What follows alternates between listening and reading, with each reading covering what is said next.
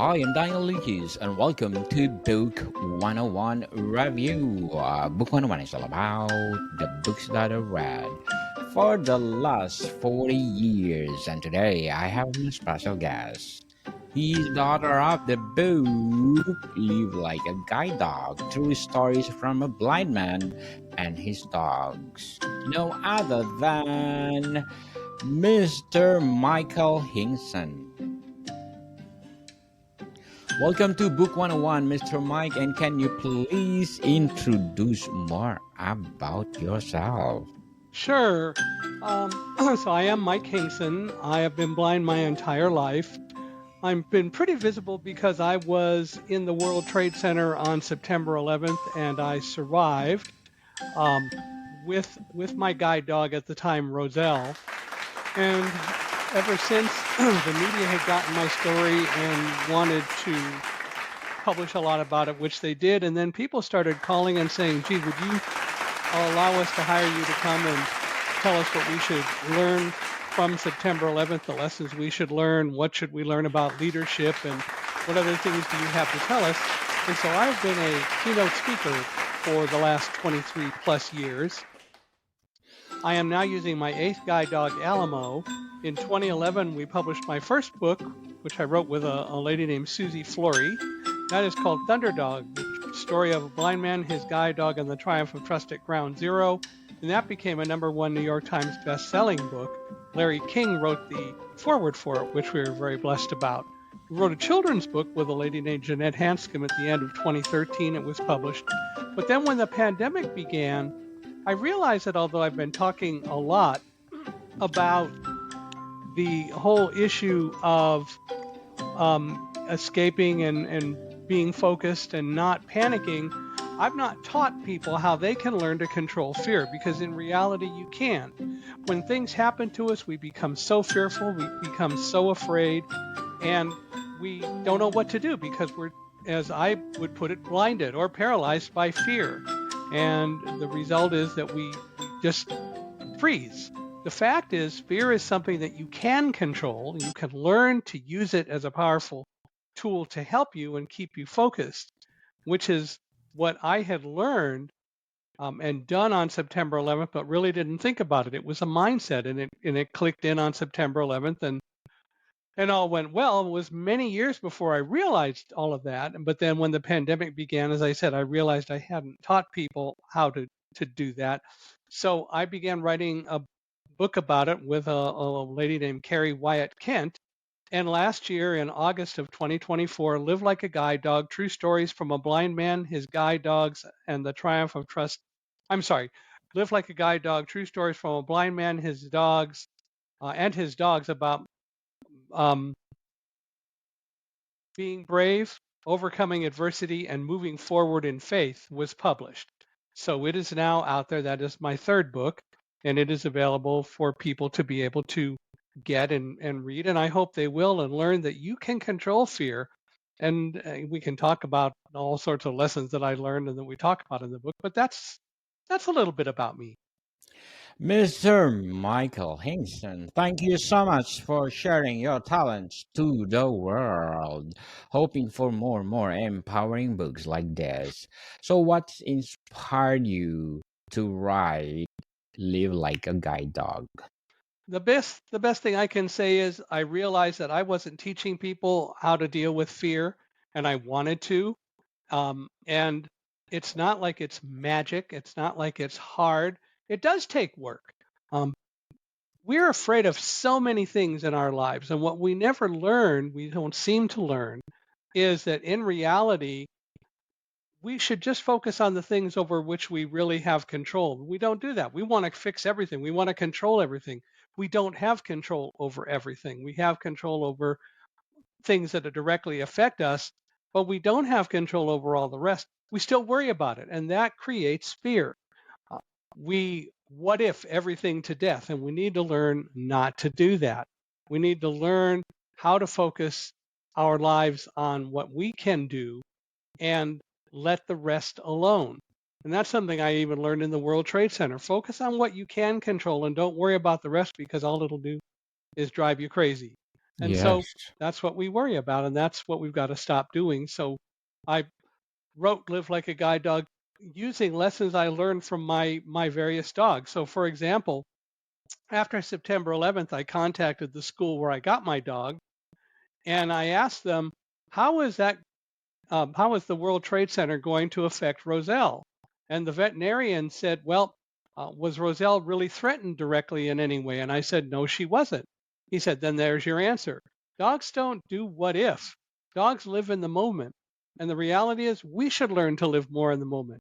Oh, there's nothing wrong with planning, but when you fear, when you learn to fear and you let that overwhelm you, that's not planning, that's not dealing with things, and that's worrying about all the things that you don't need to worry about. And Live Like a Definitely. Guide Dog teaches people how to change that habit and that mindset. Definitely. Totally agree. People, Mr. Michael Hingson is a New York Times bestselling author. So, how does your relationship between your guide dogs exemplify trust and partnership? Working with a guide dog is developing a team. You need to understand what a guide dog does and what a guide dog doesn't do. Yes, People view blind people as incapable. They view us as not able to do anything because we can't see. That is wrong. The fact of the matter is, blind people can do the same things that sighted people can do. We may not do them the same way. We may use different tools and different techniques, but it doesn't mean that we can't do them. So, for example, I happen to use a guide dog. The dog's job is to make sure that I walk safely. The dog's job is not to know where I want to go and how to get there. That's my job. And I know how to do that just like you know how to do that. And now, today, especially with all the technology that we have available, it's a lot easier to do. But I learn what I need to know about going somewhere and traveling around. I can use my iPhone, which has accessibility built into it. Every single iPhone in the world has accessibility built into it, as long as the apps take advantage of that. But I can use maps, I can use Google Maps, I can use GPS technology on my phone, and I can find out the things that I need to know about traveling. The dog's job is to make sure that we walk safely. When we get to a curb, the dog stops. If we get to stairs or an open manhole or whatever, the dog stops and waits for a command from me. We function as a team, and one of the most important things that I've learned over the years working with 8 guide dogs is it is a team. I'm the team leader. The dog wants to know what the rules are. The dog wants to let me be the team leader. But I also know that there are times that the dog has to take the initiative, like stopping at curbs. And if I tell the dog to go forward and the dog doesn't go, then I have to assume that there must be a reason for that. Like there's a hybrid or a quiet car coming down the street and the dog doesn't want to get hit and doesn't want me to get hit, so the dog won't go. I have to respect the dog's decisions in that regard. So we work together. And that's what teamwork is really all about.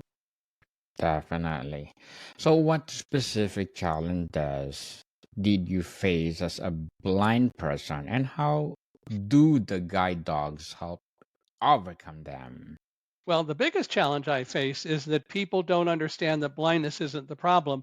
It's their misconceptions and attitudes about blindness that tend to really be the problem. And people think that it's always the dog. I've been in hotels, for example, and I will tell my dog to turn left because I know that there's a turn coming up and I want to turn left. And people just say, "Isn't it amazing how that dog knows when to turn left? He was able to turn that blind man to go left." I was telling the dog to go left. They weren't paying attention to that.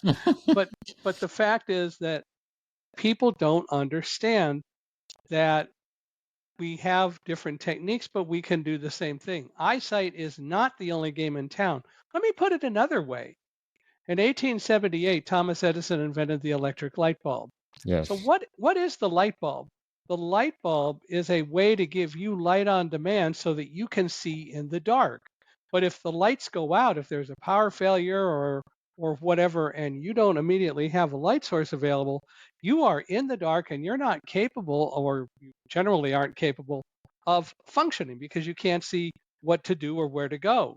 That's your disability and it is much a disability as me being blind, or it's as much an ability, however you choose to view it.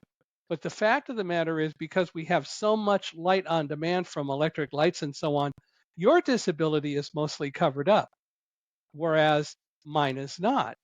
I don't care whether the lights go out. I can still get along just fine. I've done that many times. We all have different disabilities, but a disability is not a lack of ability. A disability is a characteristic that we all exhibit, but we exhibit it in different ways depending on who we are and what our gifts are and what our challenges are. And so the biggest challenge to me is that people won't accept that I may be just as capable as they are. I have a master's degree in physics from the University of California at Irvine. I'm a member of Phi Beta Kappa, the Honor Society, the Education Honor Society. I have a secondary teaching credential. I've been to a number of countries in my life, traveling and speaking. This last October, I was in London for a conference on resilience. I use a computer. I do the same things that everyone else does. I don't necessarily do them the same way, but I do them. I was married for 40 years. My wife, Karen, was in a wheelchair her whole life. She passed away in November of 2022. So now, once again, I'm living alone. I do my own cooking. I feed the dog. We have a cat. I feed the cat. Cat likes to eat a lot more than sometimes I let her, but Yes. you know, the fact of the matter is that we all have challenges, we all have gifts, and we should respect each other's gifts and help when we see people with challenges. But don't assume that my challenges make me incapable just because I happen to be blind. Mr. Michael Hingson, thank you so much again for your talents that you're sharing to the world. You make us inspired. What lessons about bravery can readers from your book Live Like a Guide Dog? Everyone has the ability to be brave. Everyone has the capability of being brave.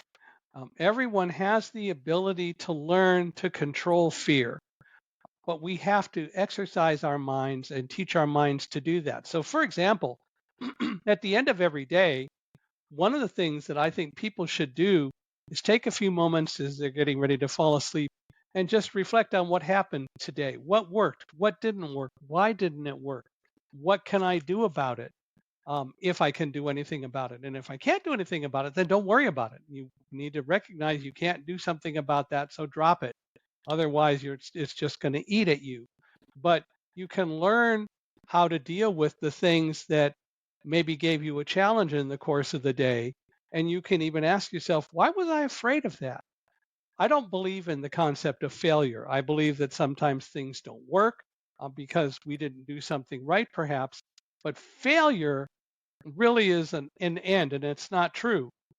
The fact is that we can learn that when things go wrong, think about it and find out in your own mind what you can do better next time so that you won't have that same failure.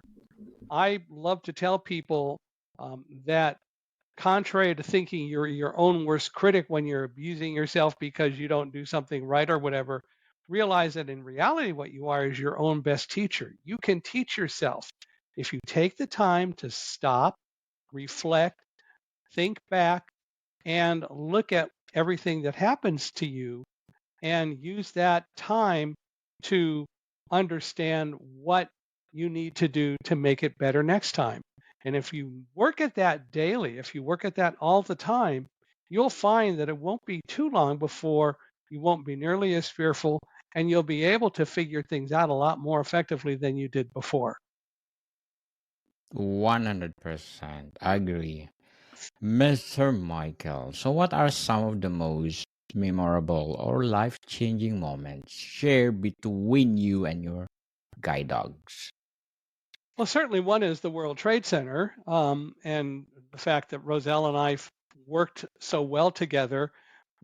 As I say, the World Trade Center is the validation of everything that I'm saying to you about how I live my life and what works and what doesn't work.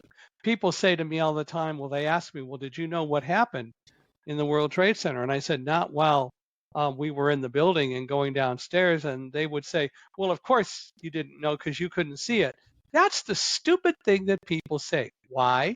We were on the 78th floor on the south side of the building. The airplane hit on roughly the 96th floor on the north side of the building.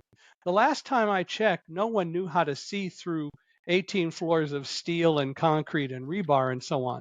No one, as we were going down the stairs, knew what happened, at least no one near me. All those sighted people didn't know because they hadn't seen it, they couldn't see it, and we couldn't know what had occurred. I didn't really know until after both towers had collapsed and I called my wife on the phone and she told me how two airplanes had been hijacked and crashed into the towers, one to the Pentagon and a fourth at that time was still missing over Pennsylvania. But the fact of the matter is, it wasn't a blindness issue. It was really a mindset issue that clicked in for me that helped me do so well. And so I think about that regularly. Um, I have learned all about teamwork from my guide dogs. I've learned a lot more about how to make a team, how to keep a good team, how to communicate with people from learning to do that with a creature that doesn't speak the same language or think the same way I do at all, namely a dog. I've learned how to build teams with dogs and I've learned how to build teams with people. And I can do that because of the lessons I learned from my dogs. I believe that dogs are great teachers if we allow ourselves to learn from them and don't assume they're just dumb animals because they're They are not in not. any way, shape, or form. And Yes. so I've learned a lot from working with my dogs. As I tell people, I've learned a lot more from working with 8 guide dogs, and then my wife had a very bright service dog.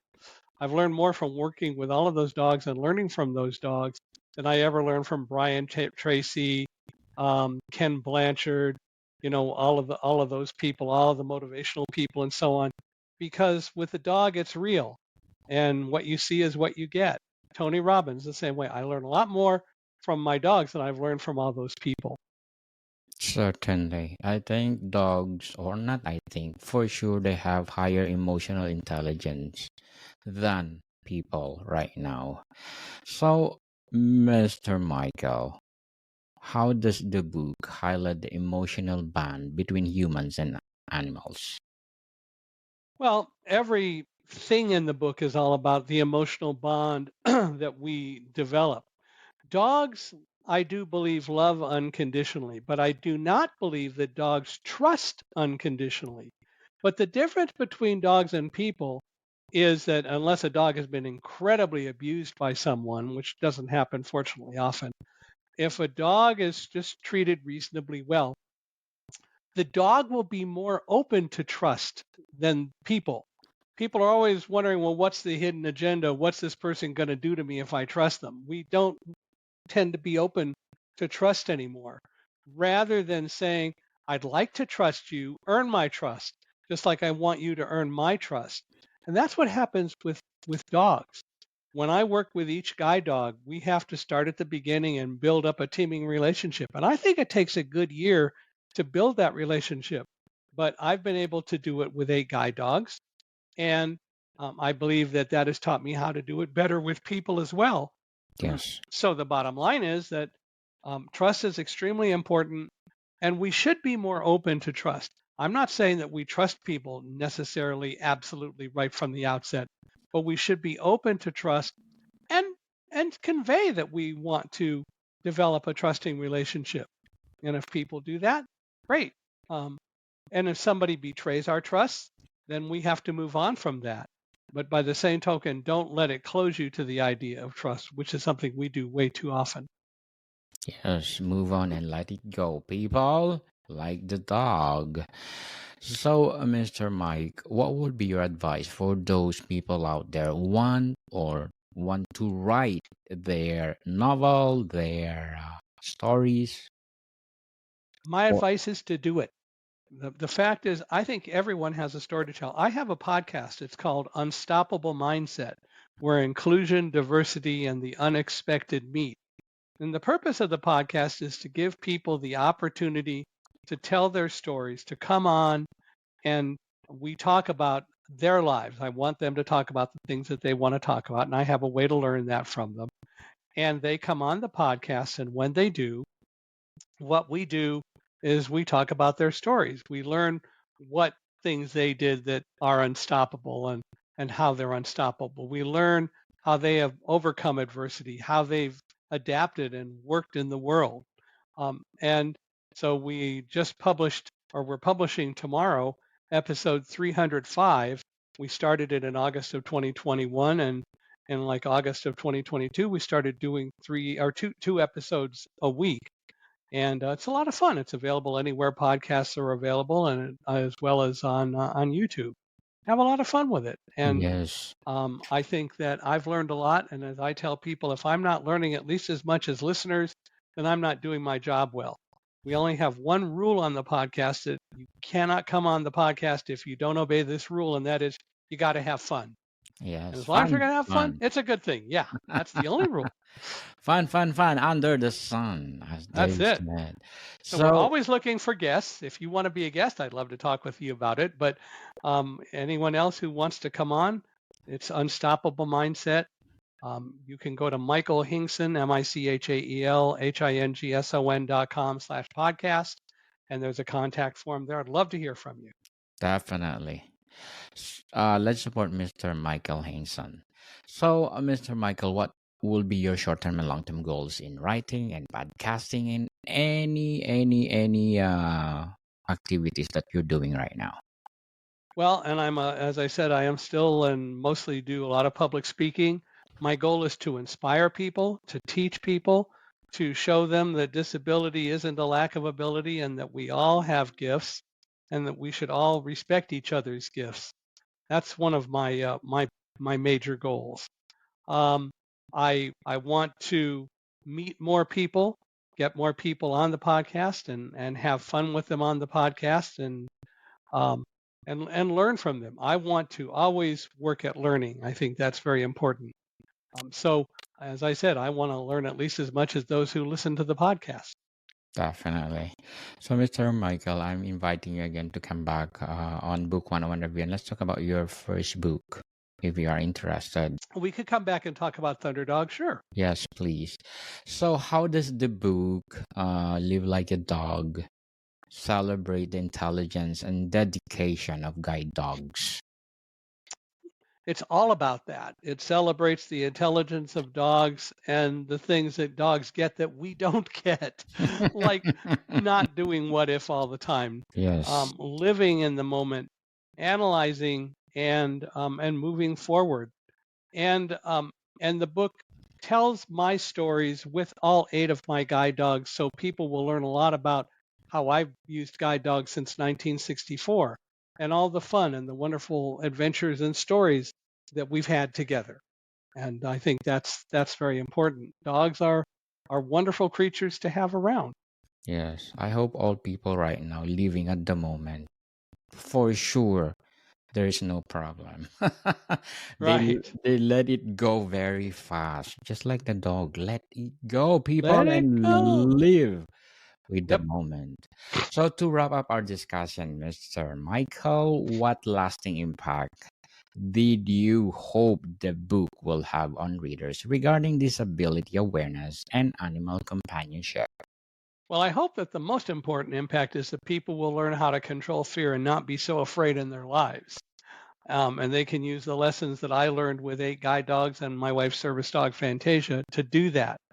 I want people to understand more about blindness and blind people, that we're just as capable as they are, and we're just as human as they are. And that the dog's job is to be part of a team of 2 to accomplish the tasks. And if people will understand that, it'll make it a much easier world for me, and it'll make it a better world for everyone, which is what I would really like to see. Mr. Michael Hingson, New York Times best-selling author. Thank you so much for sharing your talents to the world.